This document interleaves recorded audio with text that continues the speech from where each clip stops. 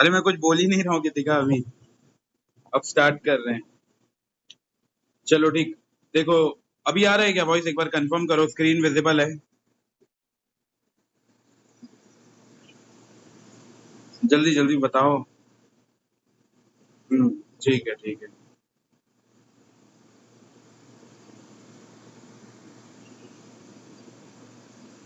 ठीक है देखो, कल कल हम लोग डिस्कस किए थे फ्रीक्वेंसी पॉलीगॉन विदाउट हिस्टोग्राम वाला, फिर एक किए थे फ्रीक्वेंसी पॉलीगॉन विथ हिस्टोग्राम। अब ये चैप्टर का लास्ट हेडिंग है। हेडिंग लिखो ओगिव कर्व। ये चैप्टर का लास्ट हेडिंग है और एग्जाम के लिए इंपॉर्टेंट है। ओगिव का दूसरा नाम होता है क्यूमुलेटिव फ्रीक्वेंसी कर्व। अभी भी साउंड नहीं आ रहा है।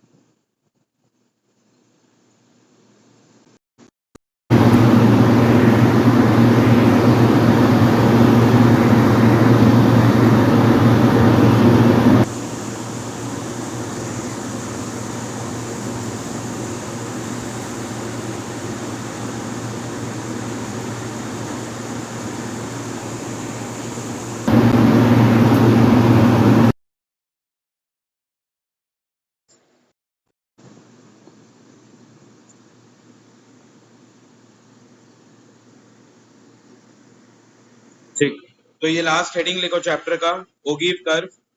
इसी का दूसरा नाम है क्यूमुलेटिव फ्रीक्वेंसी कर्व। ओगिव कर्व और क्यूमुलेटिव फ्रीक्वेंसी कर्व, ये क्या होता है इसका मीनिंग लिखो यहां से। It is the curve. अभी भी नहीं आ रहा। यदि का एक बार लेफ्ट होकर वापस ज्वाइन करके देख, फिर बताना, क्योंकि माइक वगैरह तो सब ऑन है।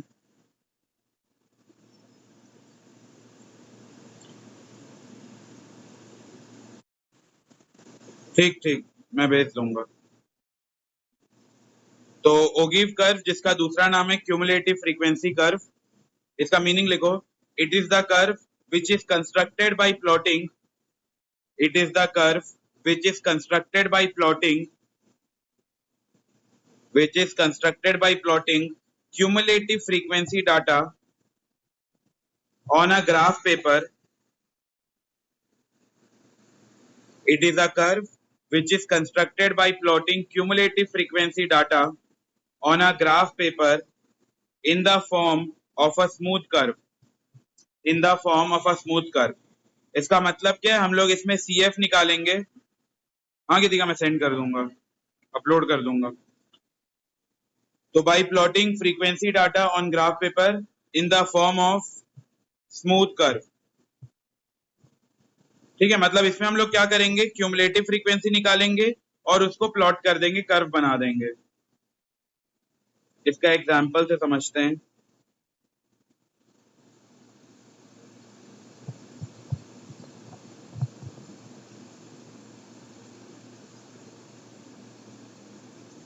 इसके टाइप्स लिखो, ये दो टाइप्स के होते हैं। इसको ओगिव भी बोला जाता है, ओजाइव भी बोला जाता है, तो ज्यादा इसका प्योर प्रोनाउंसिएशन जो होगा वो ओगिव होगा, ओगिव कर्व। टाइप्स ये दो तरीके का होता है। एक होता है less than cumulative frequency curve और एक होता है more than cumulative frequency curve. Less then cumulative frequency curve और दूसरा होता है more than cumulative frequency curve. ठीक है, तो दो तरीके का है, लेस देन वाला और मोर देन वाला। इसके स्टेप लिखो। स्टेप नंबर 1, इसको कैसे कैलकुलेट करेंगे इसका स्टेप।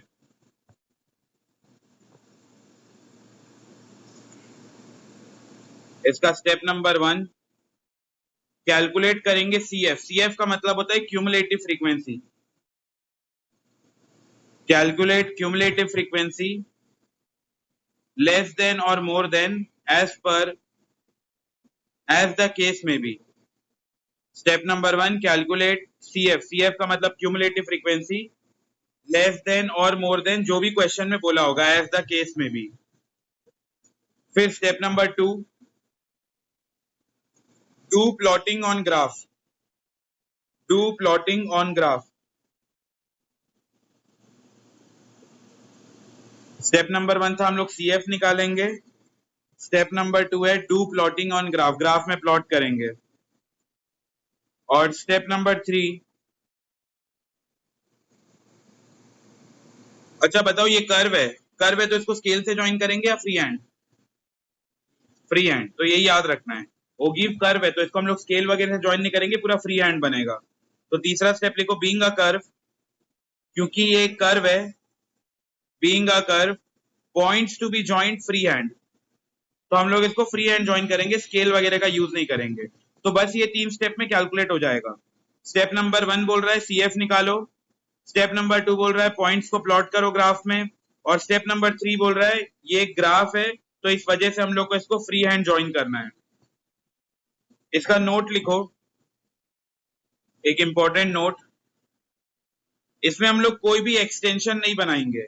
एक्सटेंशन का मतलब क्या है, कल जो हम लोग कर्व बना रहे थे, ऐसा कर्व था, इसे मान लो ये ऐसा जा रहा था तो हम लोग यहाँ एक्सटेंशन बना रहे थे, ये लाइन, इसको बोलते हैं एक्सटेंशन।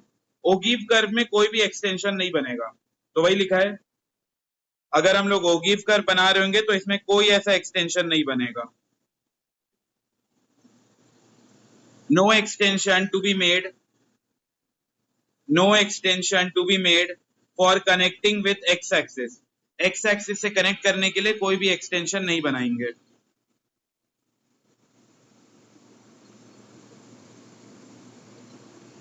स्टेप नंबर 1 क्या था? आ जाओ आ जाओ, बहुत भीड़ है जल्दी आओ। उन लोग का तो नहीं पता मेरे को, तन्मय का भी नहीं पता।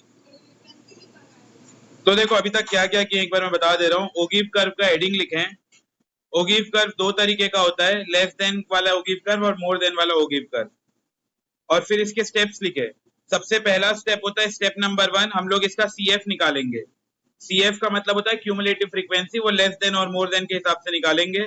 स्टेप नंबर 2 है ग्राफ में प्लॉट करेंगे। और स्टेप नंबर 3 है क्योंकि ये कर्व है तो इसको हम लोग स्केल से ज्वाइन नहीं करेंगे, इसको फ्री हैंड बनाएंगे। इसमें कोई भी एक्सटेंशन नहीं बनेगा। एक्सटेंशन का मतलब कल जो हम लोग बना रहे थे कर्व, वो खत्म होने के बाद इसको एक एक्सटेंशन बना देते ऐसे डॉट डॉट करके, अब वो नहीं बनाना है इसमें ओगिव कर्व में। पहला हेडिंग लिखो लेस देन ओगिव कर्व, पहला heading less than ogive curve,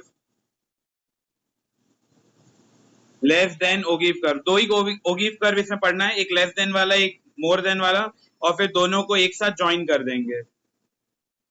less than ogive curve,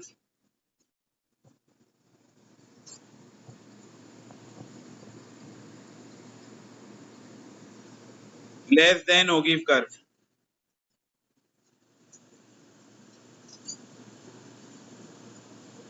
अब इसका एक क्वेश्चन लिखो। कल जो हम लोग एग्जाम्पल किए थे वो एग्जाम्पल 15 था, फिर उसके बाद 16 किए थे क्या एग्जाम्पल? हो गया था, ठीक है। तो ये एग्जाम्पल नंबर 17 लिखो। एग्जाम्पल, मंथली इनकम दिया हुआ है,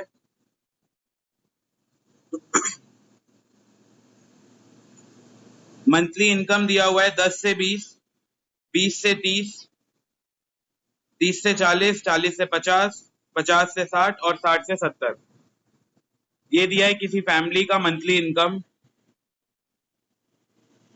10 से 20, 20 से 30, 30 से 40, 40 से 50, 50 से 60, 60 से 70। और नीचे दिया है नंबर ऑफ पीपल, मतलब ये दिया है फ्रीक्वेंसी 6, 9, 10, 15, 12 और 8।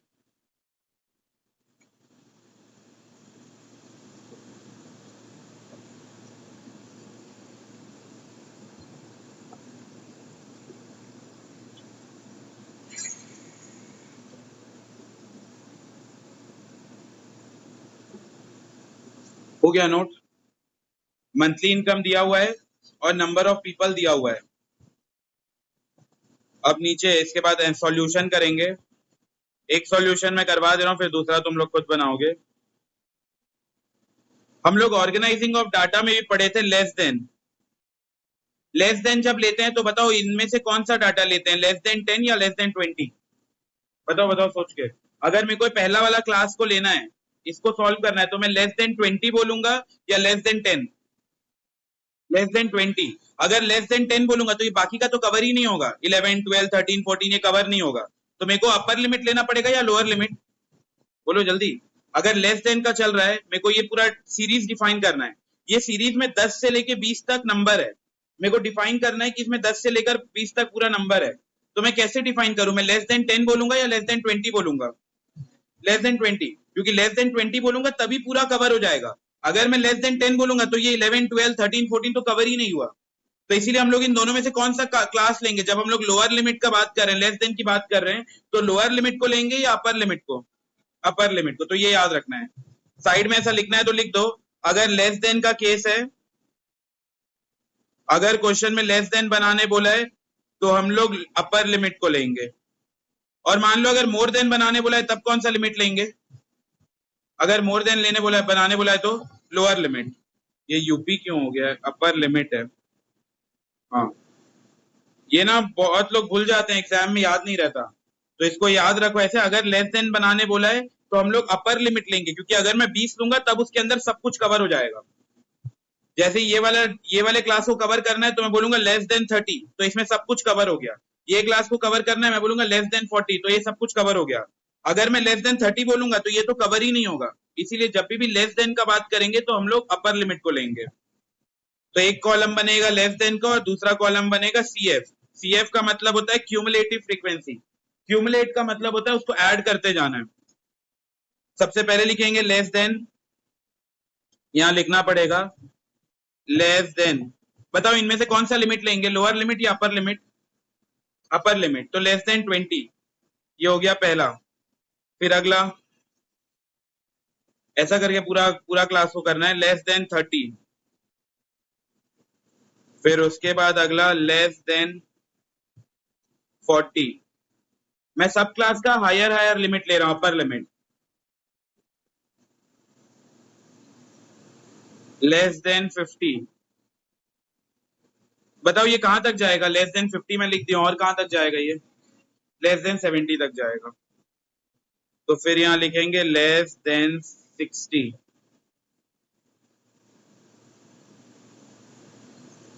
Less than 70। यहां तक होने के बाद अब हम लोग सीएफ लिखेंगे। यहां जो पहले क्वेश्चन में दिया था ये सिर्फ फ्रीक्वेंसी दिया था, अब हम लोग को फ्रीक्वेंसी नहीं चाहिए, अब हम लोग को क्यूमुलेटिव फ्रीक्वेंसी चाहिए। क्यूमुलेटिव फ्रीक्वेंसी का मतलब होता है ऐड करते जाना है। तो सबसे पहला 6 है, तो 6 यहां लिखेंगे। अगला क्या है फ्रीक्वेंसी? 9। 6 प्लस 9 कितना हो जाएगा? 15, तो इधर लिखेंगे 15। 15 प्लस 10 कितना हो जाएगा? बोलो 15 प्लस 10 25। बस प्लस करते जाना है। फिर 25 प्लस 15 कितना होगा? 40, तो इसको 40 लिख देंगे। फिर 40 प्लस 12 52, और 52 प्लस 8 कितना हो जाएगा? 60। बस ये इतना करना है। तो अगर लेस देन बोला तो हम लोग को इतना करना पड़ेगा इसमें। ये आया समझ में? सबसे पहले अगर लेस देन बोलेगा तो हम लोग अपर लिमिट लेंगे, less than 20, less than 30, less than 40 ये लेंगे। और फिर सीएफ मतलब होता है फ्रीक्वेंसी को टोटल करना है, उसको क्यूमुलेट करना है, ऐड करते जाना है।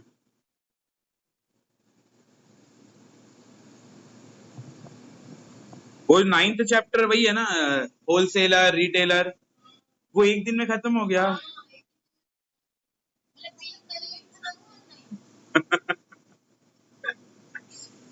मतलब हाफ ईयरली में आने का चांसेस है ये सारे चैप्टर। कोई नहीं, हम लोग जब 8 चैप्टर करेंगे उसमें लगेगा 4-5 दिन का तो चैप्टर है वो, नहीं तो समझ ही नहीं आएगा ना होलसेलर का क्या काम होता है, रिटेलर का क्या काम होता है, वो तुम लोग बस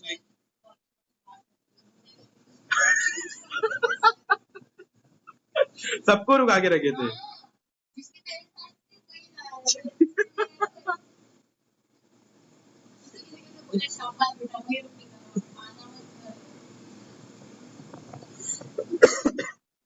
ठीक है, अब इसका हम लोग ग्राफ बनाते हैं। ये ग्राफ बनेगा इसका,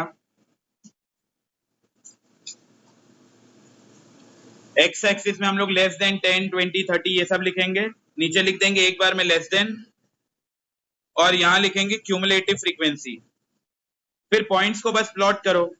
20 जो है वो 6 तक जाएगा, सबसे स्टार्टिंग वाला जो था लेस देन 20 वो 6 तक गया है, तो उसको 6 तक ले जाओ। फिर अगला है जो 30 है वो 15 तक गया है, तो उसको 15 तक ले जाएंगे। ऐसा करके बनेगा। फिर सबको स्केल से नहीं जोड़ना है क्योंकि ये कर्व है, कर्व जो होता है फ्री हैंड जुड़ता है, तो इसको पूरा फ्री हैंड जोड़ देना है। बस ये बन गया लेस देन कर्व। इतना ही करना रहता है और ये एग्जाम के लिए इंपॉर्टेंट है, 4-5 नंबर का डायरेक्ट क्वेश्चन आ सकता है इसका।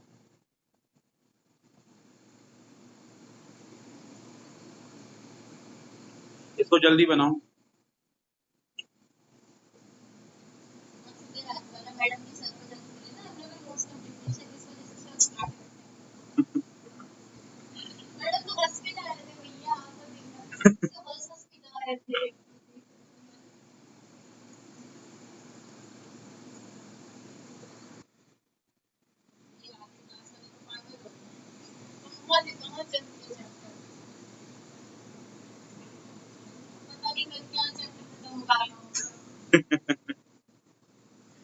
कल डेप्रिसिएशन को ही खत्म करेंगे होंगे जो बचा हुआ है। वो हो गया।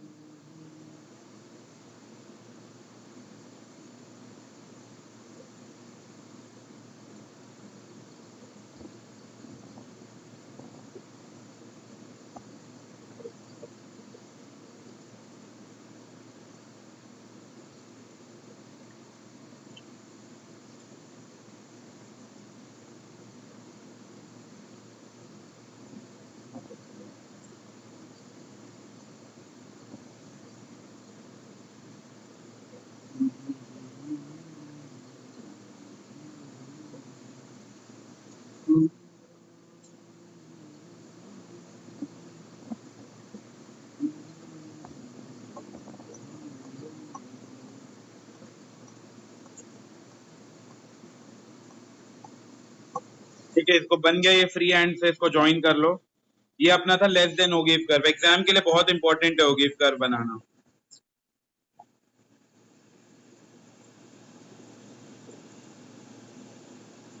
अभी जो क्वेश्चन लिखे वो ऐसे ही सेम है क्या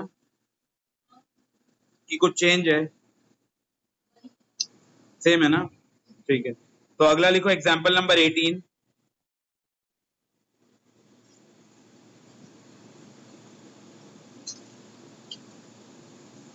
एग्जाम्पल नंबर 18, इसमें लिखो refer example number 17 and prepare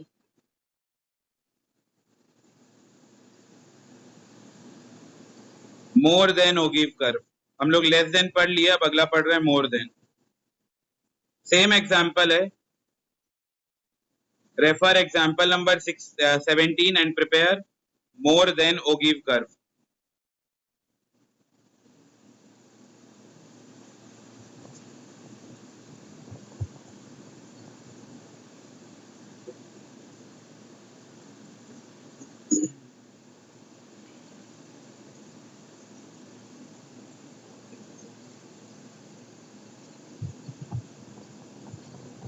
ठीक है, अब इसके बाद क्वेश्चन तो ऑलरेडी लिखा हुआ है एग्जाम्पल नंबर 17 में। इसमें कॉलम आएगा 2 टर्न, मोर देन। एग्जाम में जब आए ना तो एक बार मैं एग्जाम का भी प्रेजेंटेशन बता रहा हूँ। मान लो एग्जाम में ये क्वेश्चन आ गया और लिखा हुआ है प्रिपेयर करना है लेस देन या मोर देन, जैसा भी ओगिव कर्व बोल रहा है, तो हम लोग को ये वाला भी बनाना पड़ेगा। मतलब सॉल्यूशन कैसे होगा समझो। सबसे पहले हम लोग दिखाएंगे कि जो भी क्वेश्चन है उसमें क्या लिखा हुआ था, मंथली इनकम, तो इधर लिखेंगे मंथली इनकम पूरा फुल फॉर्म में, और यहाँ लिख के बताएंगे 0 से 10 जो भी है, जैसा भी है वो लिख के बता देंगे। फिर उसके बाद फ्रीक्वेंसी, ये वाला जो फ्रीक्वेंसी है उसको भी हम लोग लिख के बता देंगे क्या क्या फ्रीक्वेंसी है वो। इसके बाद अपना अगला कॉलम आएगा लेस देन का, और फिर अगला कॉलम आएगा क्यूमुलेटिव फ्रीक्वेंसी का। तो अगर प्रॉपर प्रेजेंटेशन के लिए टाइम है तो इतना दिखा दो, और अगर टाइम कम है तब बस ये लास्ट का 2 कॉलम दिखा दो सॉल्यूशन में, वो भी चल जाएगा, लेस देन वाला और क्यूमुलेटिव। टाइम अपने पास अच्छा खासा है तो ये पूरा चारों दिखा दिया करो, 2 कॉलम क्वेश्चन से और 2 कॉलम खुद से। तो अभी ये वाले क्वेश्चन में हम लोग को मोर देन का बनाना है, तो बनाओ मोर देन। मोर देन में हम लोग कौन सा लिमिट लेते हैं, अपर लिमिट या लोअर लिमिट? Lower limit.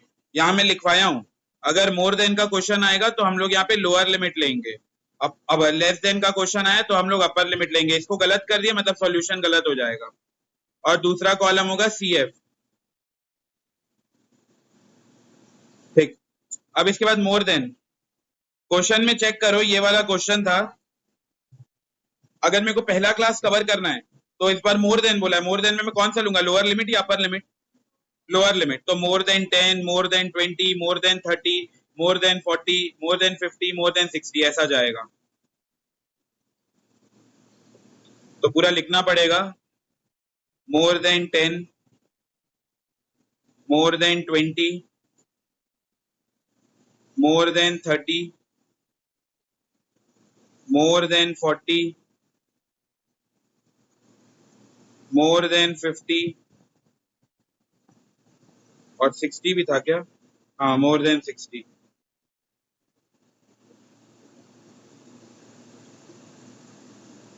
मोर देन 60 यहां तक बन जाएगा।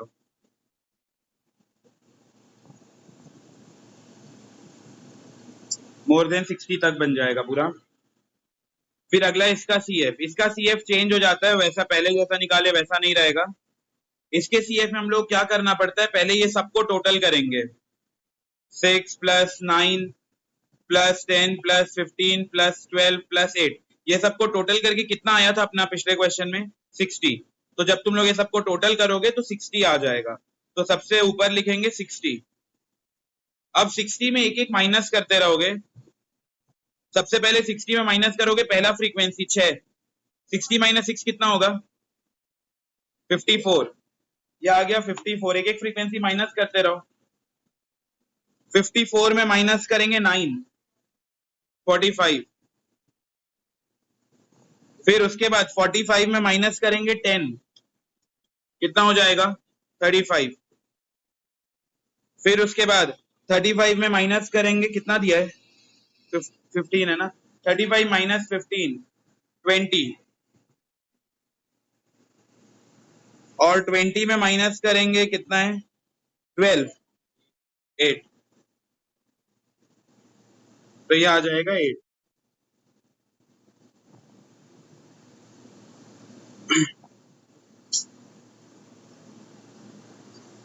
इसका भी डायग्राम बना लो। लास्ट फ्रीक्वेंसी 8, 8 माइनस 8 कितना हो जाएगा, 0। तो बुक में पूरा 0 तक ले गए हैं, तो तुम लोग भी 0 तक ही ले जाओ इसको।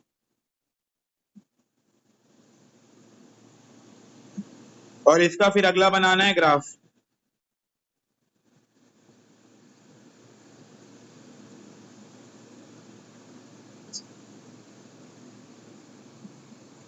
मोर देन एक्स एक्सिस में आएगा, और जो उसका क्यूमुलेटिव फ्रीक्वेंसी है ये वाई एक्सिस में प्लॉट करेंगे।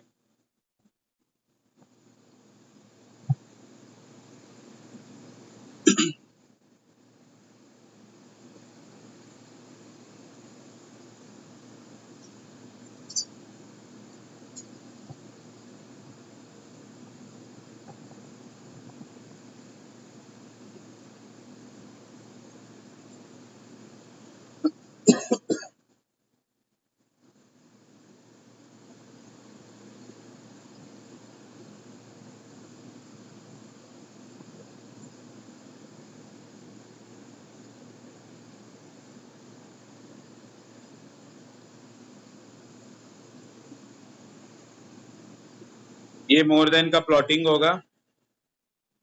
आगे ये क्लास 70 तक का जाएगा, और 70 और 0 था मतलब ये वाई एक्सिस को टच कर जाएगा, एक्स एक्सिस को।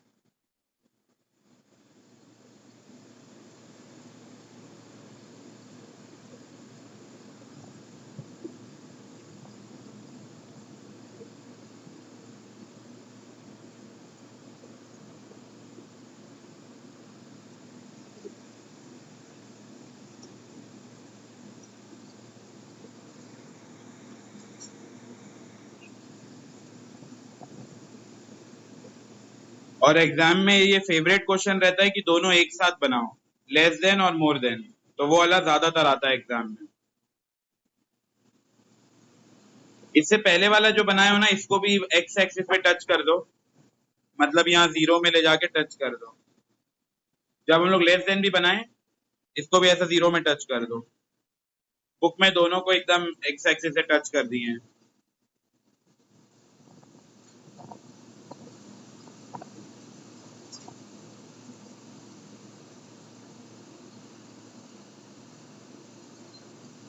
बन गया सबका मोर देन वाला? जल्दी जल्दी बनाओ।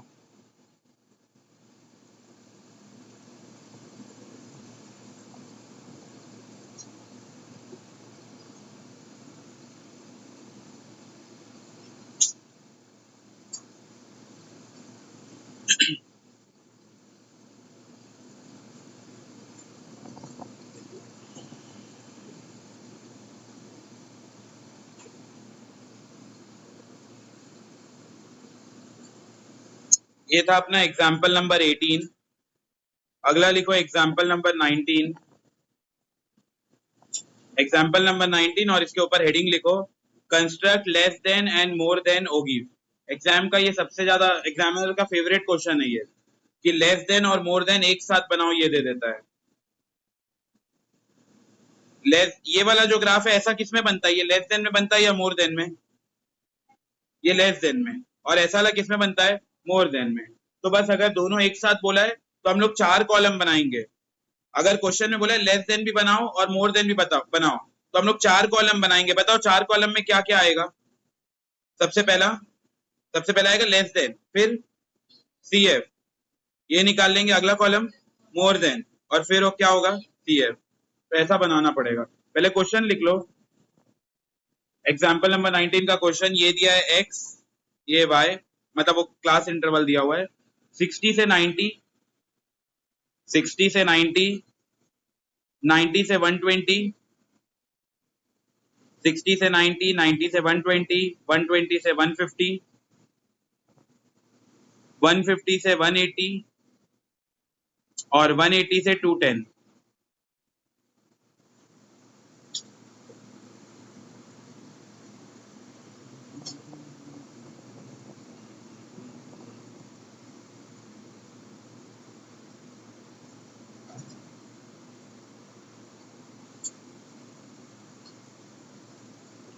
Less than, cumulative frequency, more than और क्यूमुलेटिव फ्रीक्वेंसी। सबसे पहले आते हैं लेस देन। बताओ लेस देन में कौन सा लिमिट लेना रहता है, अपर लिमिट या लोअर लिमिट? Upper limit. तो इसका सारे का अपर लिमिट लेंगे। तो लेस देन 90, लेस देन 120 ऐसा लिखते जाना है। अभी मैं शॉर्ट में LT लिख दे रहा हूँ। लेस देन 90,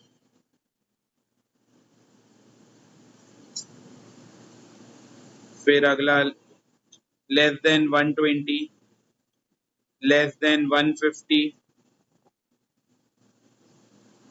लेस देन 180 और फिर है लेस देन 210। ठीक है। फिर लेस देन का जब क्यूमुलेटिव फ्रीक्वेंसी निकालते हैं तो डायरेक्ट प्लस करते जाते हैं। तो सबसे पहले 11 आएगा, 11 में प्लस करेंगे 14, ये हो जाएगा 25, 25 में प्लस करेंगे 25 तो हो जाएगा 50, 50 में प्लस करेंगे 12, 62 और 62 में प्लस करेंगे 8, 70। ये हो गया लेस देन का काम। अब आते हैं मोर देन पे। मोर देन में कौन सा लिमिट लेते हैं, लोअर लिमिट या अपर लिमिट? Lower limit. तो इस पे लोअर लिमिट लेंगे, तो लिखेंगे मोर देन, लोअर लिमिट है 60। बहुत सिंपल है, एग्जाम में आया तो पूरा 5 नंबर मिल जाता है। मोर देन 60, और ये एग्जाम का एकदम श्योर शॉर्ट क्वेश्चन है। मोर देन 90, मोर देन 120, अब हम लोग को लोअर लिमिट लेते जाना है, मोर देन 150 और लास्ट है मोर देन 180, मोर देन 180। ठीक है, यहां तक हो जाए उसके बाद निकालेंगे CF। इसका CF अलग निकलता है। पहले हम लोग जीरो लेते हैं, मतलब सॉरी, पहले हम लोग टोटल करते हैं। ये सबका टोटल कितना आया था? सारे फ्रीक्वेंसी का टोटल 70। तो 70 को सबसे ऊपर लिखेंगे, फिर एक एक फ्रीक्वेंसी माइनस करते जाएंगे। सबसे पहले 70 माइनस 11 कितना हो जाएगा? 59। दूसरा 59 माइनस 14, 45। बस माइनस वगैरह अच्छे से करना है, हड़बड़ी में गलती हो सकता है। तो क्या था, 70 माइनस 11 की है तो ये आ गया 59, 59 माइनस 14 की है तो ये आ गया 45, 45 माइनस 25 करेंगे तो ये हो जाएगा 20, और इसमें माइनस 12 करेंगे तो ये हो जाएगा 8। और एक लास्ट का और बनाने बोला था मैं, मोर देन और कितना आ जाएगा 190, और 190 का क्या आएगा 0, 8 माइनस 8 0, तो बुक में पूरा 0 तक ले गए इसको। कहाँ पे?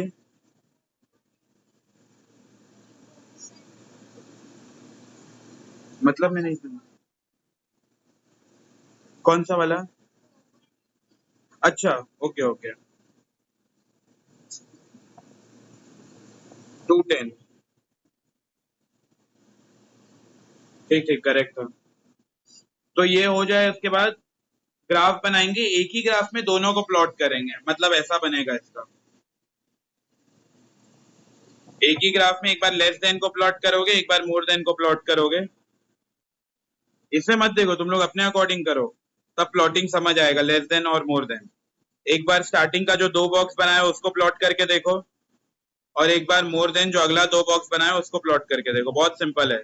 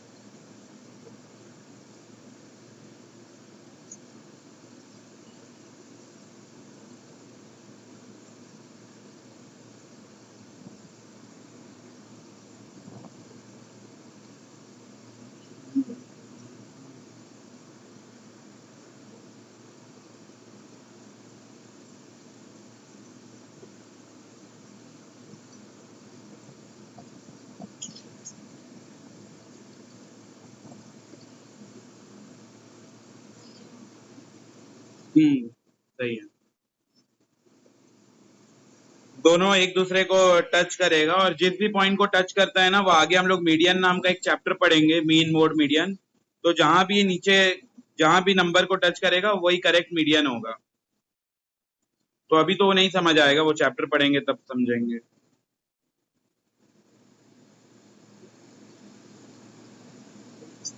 तो एग्जाम के लिए बहुत इंपॉर्टेंट है।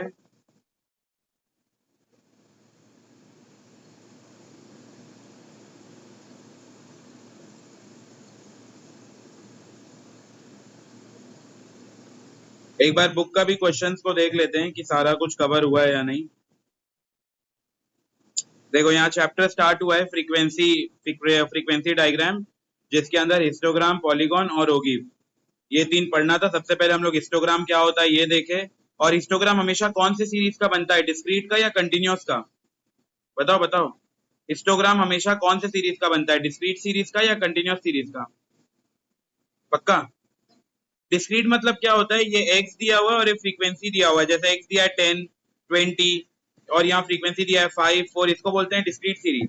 और कंटिन्यूअस सीरीज का मतलब होता है 10 से 20, 20 से 30, 30 से 40, इसको बोलते हैं कंटिन्यूअस सीरीज और वो उसका फ्रीक्वेंसी दिया है। तो हिस्टोग्राम कौन से सीरीज का बनेगा, डिस्क्रीट का या कंटिन्यूअस का?